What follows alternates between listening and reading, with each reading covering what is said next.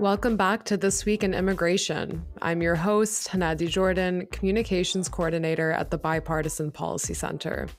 Joining this week regular Teresa Cardinal-Brown, we have BPC Research Analyst Justice Antonoli and Associate Director of Economic Policy, Ben Gittes. Today, we're going to discuss a new BPC report co-authored by Justice titled The Demographic Transition, an overview of America's aging population and immigration's mediating role. Then, Teresa will walk us through the Justice Department's lawsuit against SpaceX, all the facts, and all of the confusion around it. We've got a great episode ahead, so stick around.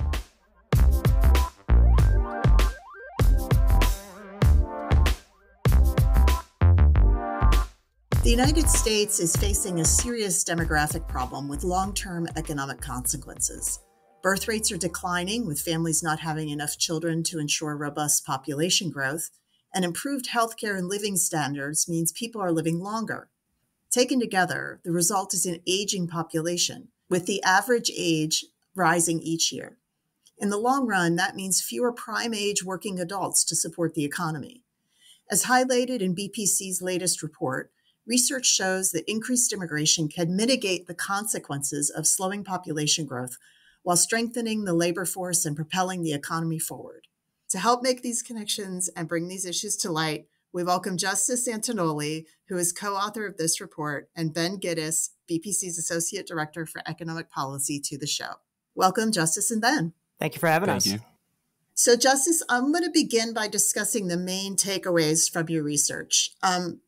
So earlier I mentioned that some of the issues discussed in your report, such as lower birth rates and aging population, but talk to us about what the key findings were from your report on those demographic challenges that are facing the United States. Yeah, of course. So there are three main findings from this report.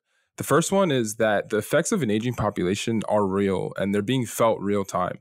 For instance, the average median age of the population just 23 years ago in 2020 was 35.4 years.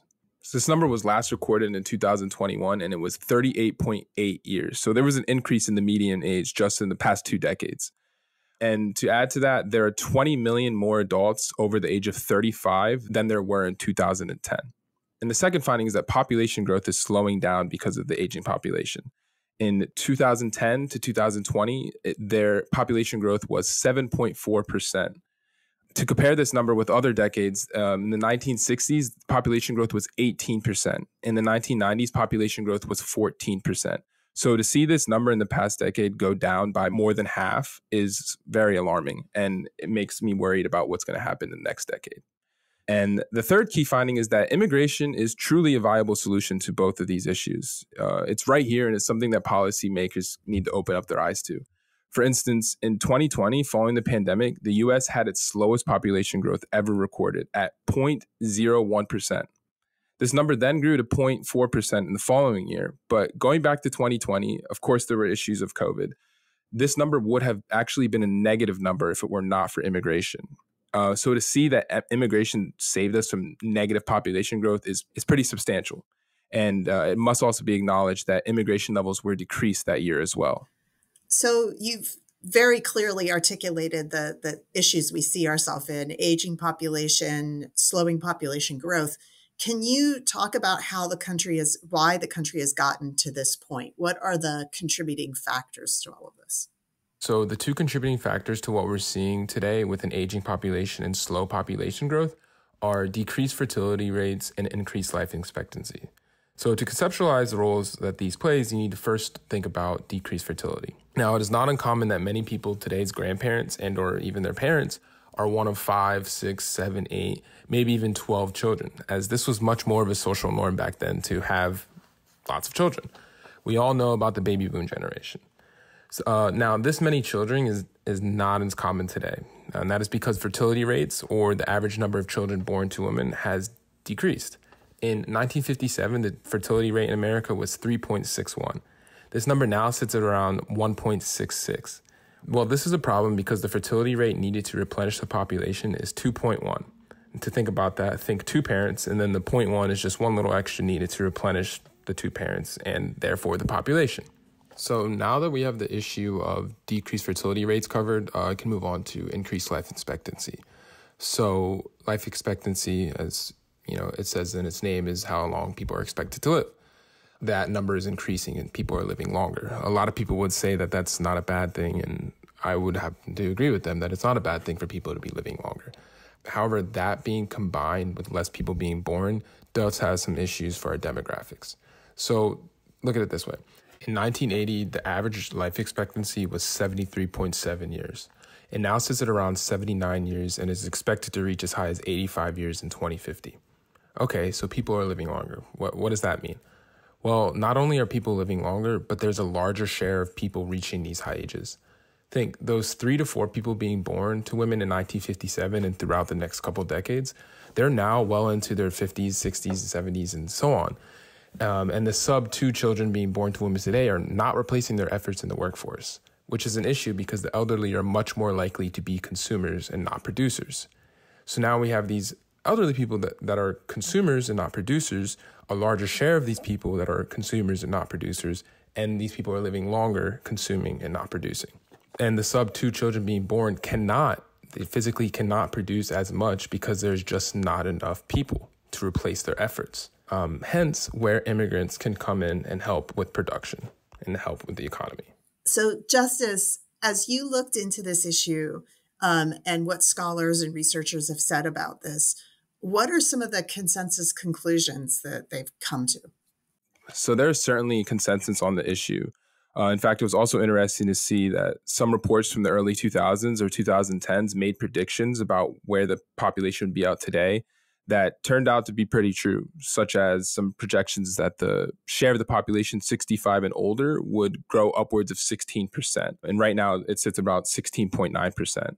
I mean, there's general consensus that this percentage is going to continue to increase if there's not a solution. This was led by the CBO in their demographic outlook report earlier in the year, where they projected that in 2042, deaths were going to outnumber births and that the population growth was going to be led solely by immigration. And virtually all reports noted that immigration is a viable solution, not only to increase numbers of the population, but that immigrants also bring positive economic effects as well, such as increased labor force participation, but they also bring competition and innovation to the workforce and enhance the marketplace of ideas.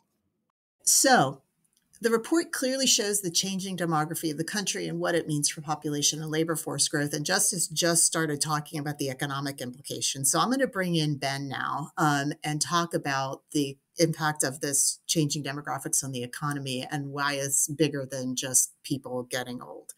So Ben, how does an aging population affect the workforce and how in turn does that affect the economy? So this is among the biggest challenges that the U.S. economy faces, because for economic growth, going back to Econ 101, you need two things, capital and labor.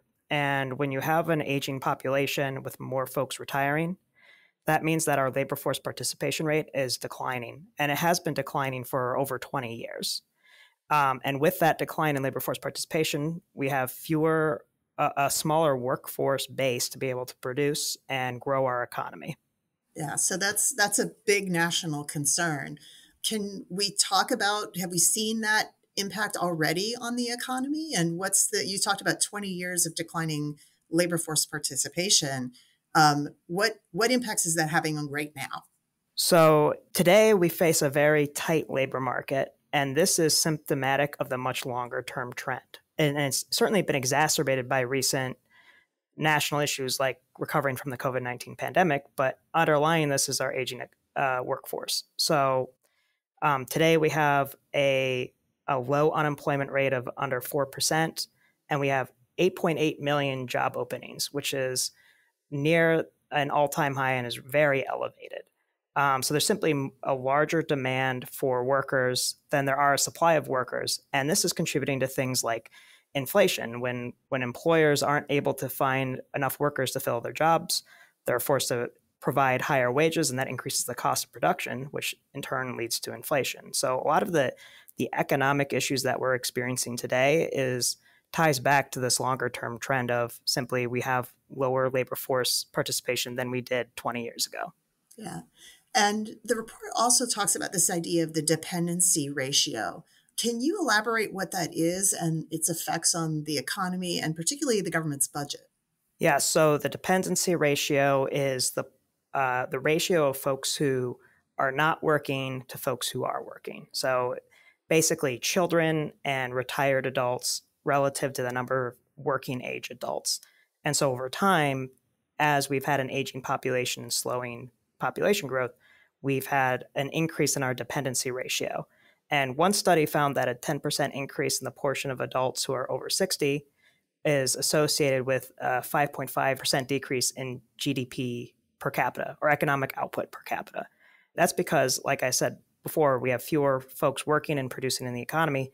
But as you mentioned, Teresa, we have an issue with less folks supporting our social safety net. We have programs like Social Security and Medicare that primarily support the elderly population, but we simply have so we have more folks now claiming those benefits, and we have fewer working age adults paying into the program to support them financially. So, and each are on shaky financial footing, with Social Security in particular projected to run into financial problems in the next 10 years. Right. I was going to add some color to that as well. The OECD reported that the dependency ratio in 2000 was 20.9%. This number was last reported to be 31.3% in 2023. So that's a pretty significant rise. Yeah. And Justice, you said this is OECD data. So we're looking at other countries as well. Where does that put the United States compared to some other countries? Are we the only country seeing this problem? No, this is happening in other countries as well. We are not the only country that is seeing this issue. Some countries that, off the top of my head, that I know are facing this issue is Germany, Japan, Korea. We're going to take a quick break, and when we come back, we've got more questions for Justice and Ben.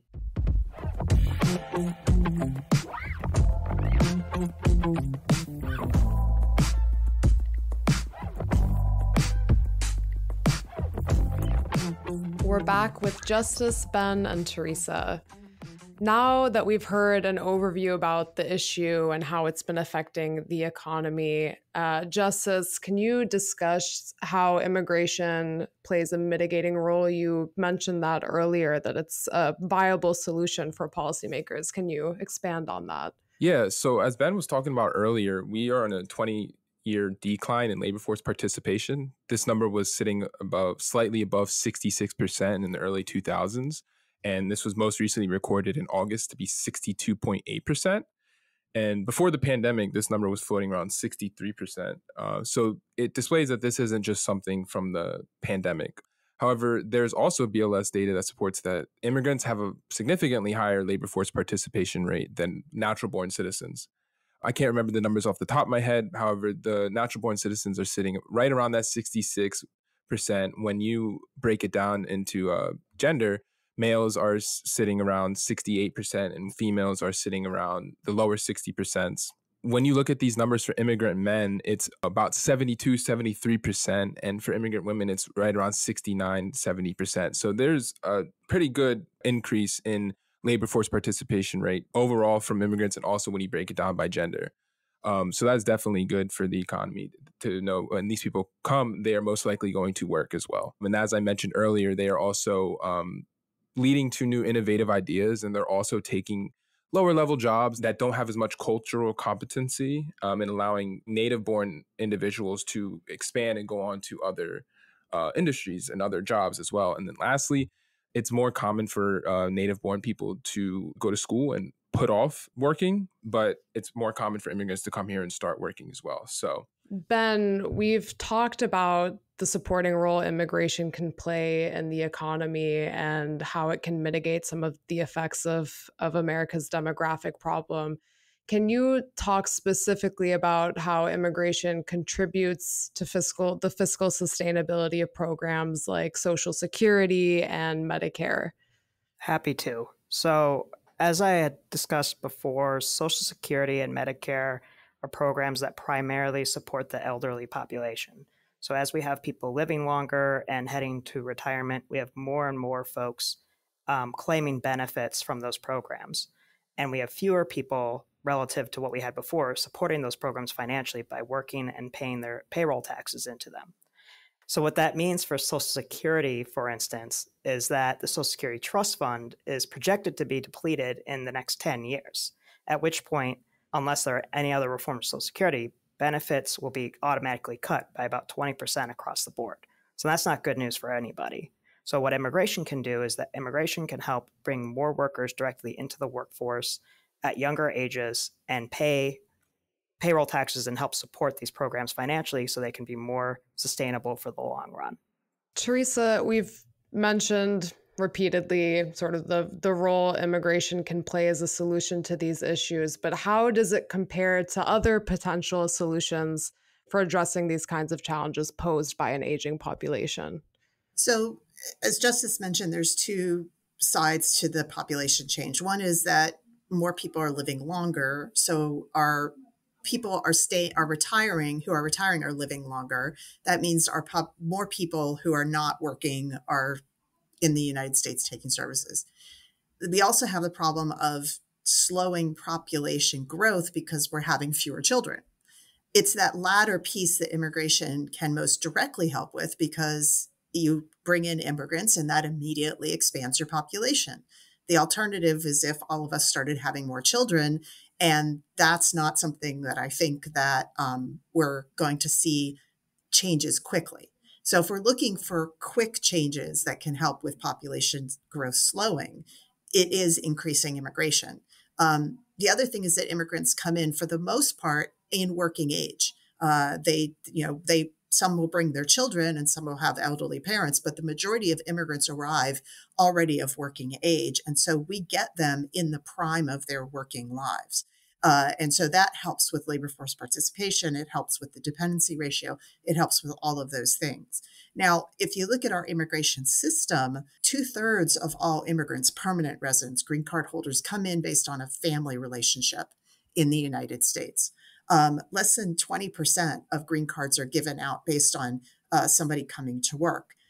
That may sound like our immigration system is not set up to help our economy, but in fact, almost all of those family members who come based on a family relationship, they work too. As Justice was just saying, immigrants overall have high labor force participation rates. So in one sense, it doesn't matter how our system gets immigrants to come here, so long as they do. However, if we're looking to use our immigration system to help us with certain needs in the economy, whether they're skilled worker needs or unskilled worker needs, then having people arrive who are we know are going to be working in those particular needed areas might be beneficial overall to meeting some of those labor force needs that we have. So it's something to think about. Other countries pay much closer attention in their immigration systems to how immigrants fit into their workforce and what jobs they are doing than our system does. But yet, just it's worth saying again, overall, immigrants do come and they work and they help with both this issue of labor force participation as well as overall population growth. Thanks so much, Teresa, for laying that out. I'm curious about what scholars and researchers are saying about the nature of this issue in the future. So, Ben, can you elaborate on some of the long-term projections for the U.S. population, given the current demographic trends you all just described and immigration patterns? Yes. So the Congressional Budget Office projects that by 2042, native-born population in the United States will begin to decline, at which point all population growth in the United States will depend on immigration. So this means that 20 years from now, immigration is not only going to be a very important source of economic growth for the next 2 decades, but it will be the principal source of economic growth going forward. So it's very important that for the long-term health of the U.S. economy, that policymakers focus on improving our immigration system so that we can rely on immigration as an important tool for supporting our workforce, our federal programs, and our long-term economic growth. Thank you, Ben. Teresa, obviously, immigration is a hotly debated topic, But we've spent the top half of this podcast laying out the way that immigration can support the economy and tackle this really serious demographic issue that the nation is facing. So how do you think the insights that we've just discussed could impact public perception and the debates around immigration policy issues? So I think there's a couple of ways. One, obviously, when we talk about the economics, and we all want to see a nation that is strong, that is growing, that is youthful, at least in terms of helping us with our supporting our senior citizens. But also, I think it's important to just think about this in terms of, immigration in this context. It's not a nice to have; it's a need to have. We don't have a lot of choices. I mean, countries that Justice mentioned, Japan, Germany, Korea, have been facing severe economic disruptions because of their lack of immigration and their aging population and declining fertility rates. So we can look at those countries and see the challenges they're facing to their economies and to their national budgets and say that is where we would be if we had not had such high rates of immigration for most of the last century. And unless we continue that trend, we will all feel the economic contraction. We will all feel the slowing growth. And for those of us approaching our elderly years and the idea of retirement, it will be harder for us to retire. We may not have the Social Security benefits that my parents had. Or, and for those of us younger than me who are not 10 years from retirement, they may not have Social Security if we don't figure out how we address this dependency ratio. We've seen some countries in Europe, like Hungary, try to put forward national plans to encourage more people to have babies and to, increase the natural birth rate in those countries. And they have not really been successful because I think, for most of us, we understand that the decision to have children and how many children is a very individualized, personalized decision. And no matter how much the government might like to say that this is something we should do for our country, that's not necessarily going to drive a new baby boom. So I think we do need to think about immigration as an important way that we can address some of these issues going forward. Teresa, Ben, Justice, thank you all for joining the podcast. We're going to take a quick break, and when we come back, Teresa and I will talk about a recent lawsuit filed by the Department of Justice against Elon Musk's company, SpaceX, charging it with discrimination in hiring. Stay tuned.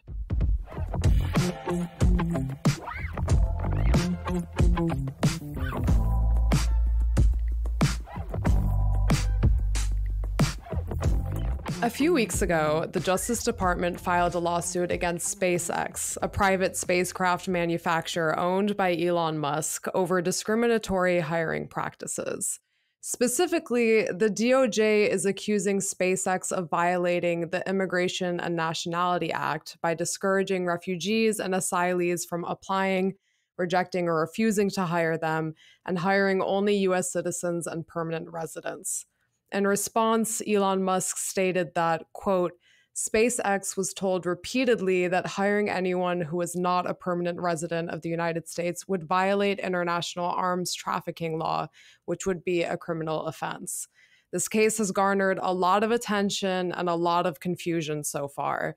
Here to break it all down for us is This Week regular Teresa Cardinal Brown. Teresa, welcome back to the podcast. Here we go. Okay, Teresa, let's start off with the basics.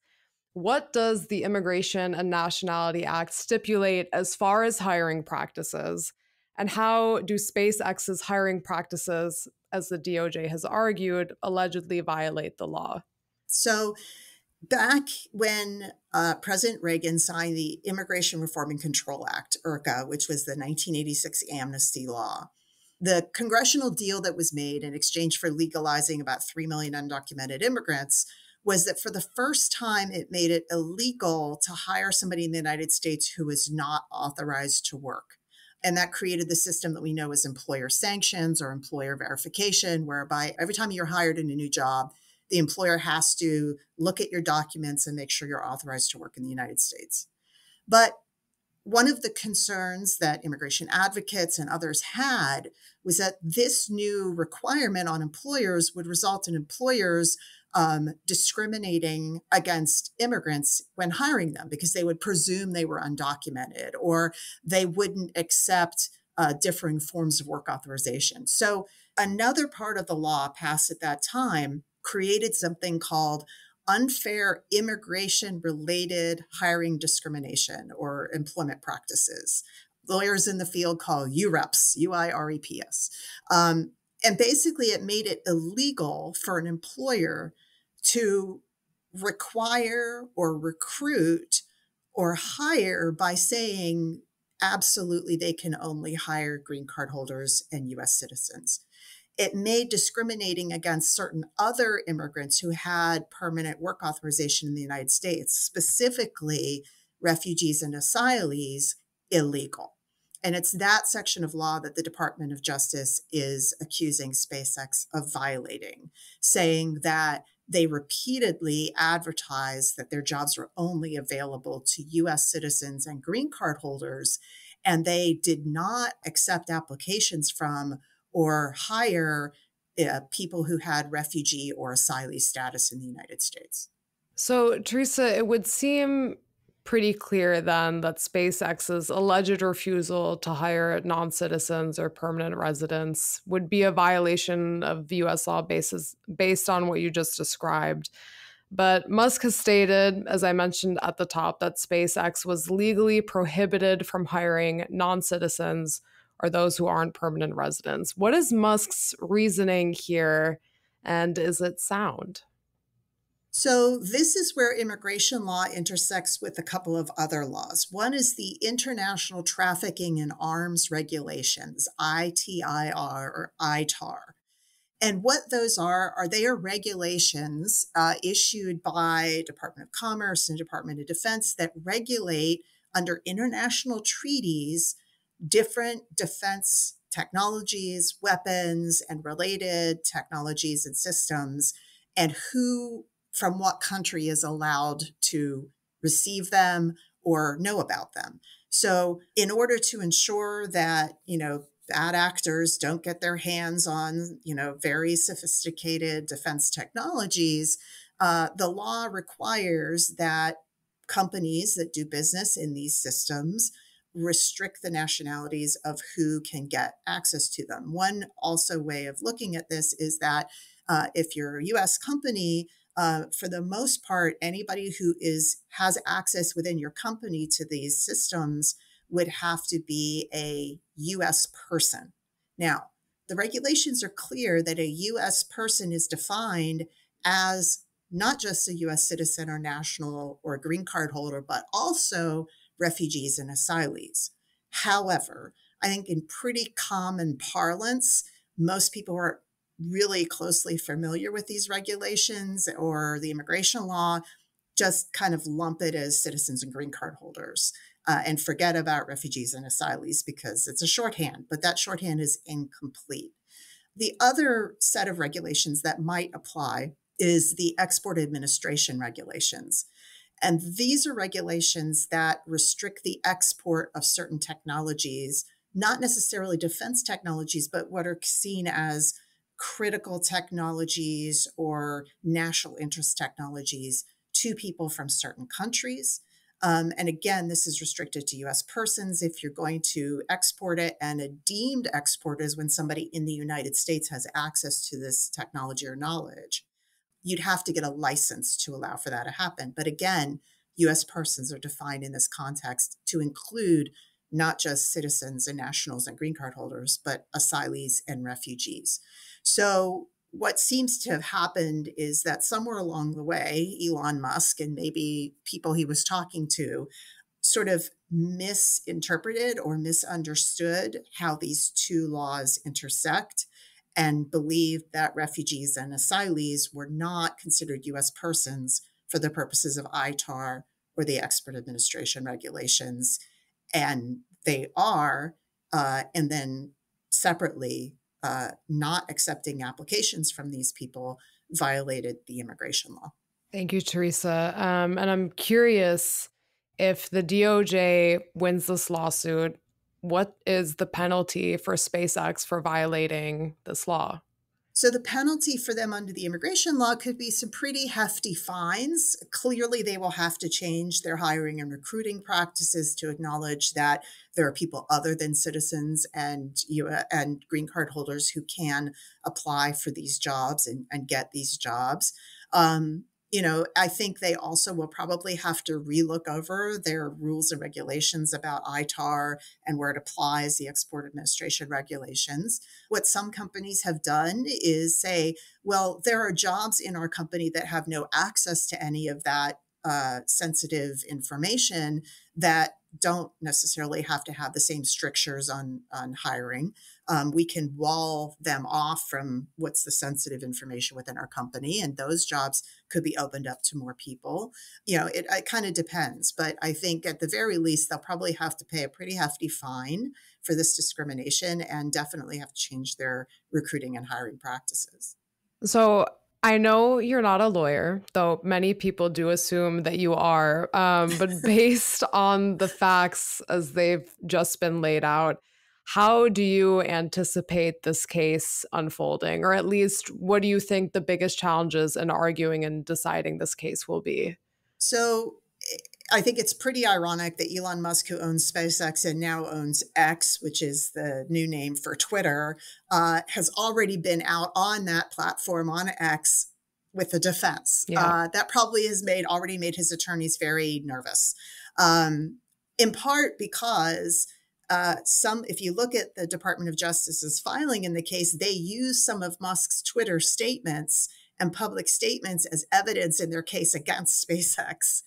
And I think that, we haven't seen SpaceX's official response filing to this case. So that will be where the lawyers lay out their legal defense of the company. Alternatively, they may look at this and go, this is going to be a hard case to win. So they'll enter into settlement discussions with the government and say, okay, if we agree to settle this for a certain lower fine and change our practices, can we just make this thing go away? And frankly, that's what a lot of companies end up doing in these cases if they are concerned about whether or not they have a strong enough defense here. But I think the bigger picture for companies that are in this space of dealing with defense technologies and defense systems or export control technologies is you have to be extra careful, because it's not true that one set of laws absolutely trumps the requirements under immigration law. You have to find the way to do both. So talk to the lawyers, and by the way, there's not a lot of lawyers that have very strong backgrounds in both the export control systems and immigration law. It's a niche area, I'd guess. It's a niche area that knows how they overlap. And I think that not having enough attorneys who are familiar with both sets of laws is probably one of the reasons why this happens, probably more often than a very public case like SpaceX might indicate. Yeah, it'll be interesting to see how this all shakes out. Teresa, thank you again for joining us and breaking down yet another complicated issue. To our listeners, we'll see you next time on This Week in Immigration.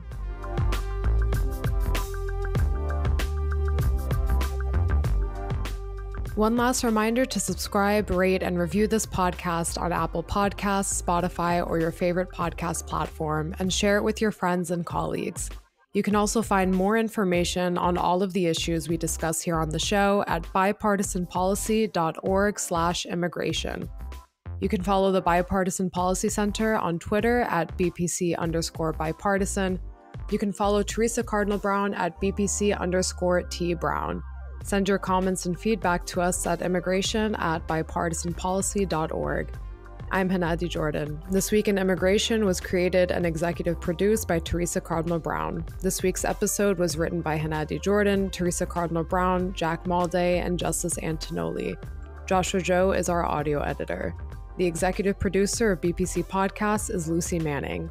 See you next time on This Week in Immigration.